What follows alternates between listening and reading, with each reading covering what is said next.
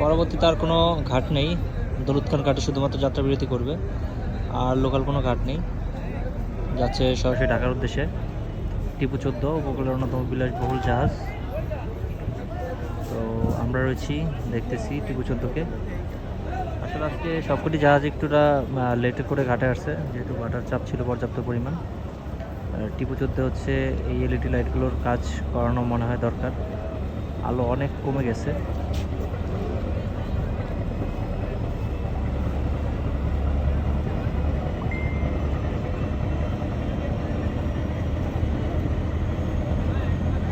তো দেখতে পাচ্ছেন টিপু 14 এই মুহূর্তে থাকিবতে থেকে ছেড়ে ঢাকার উদ্দেশ্যে যাচ্ছে।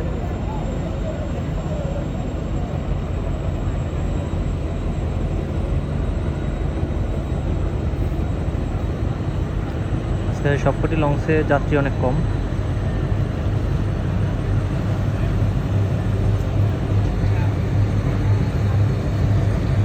তো টিপু 14 এখন তার ফুল স্পিড দিচ্ছে, দেখা যাক কি হয়।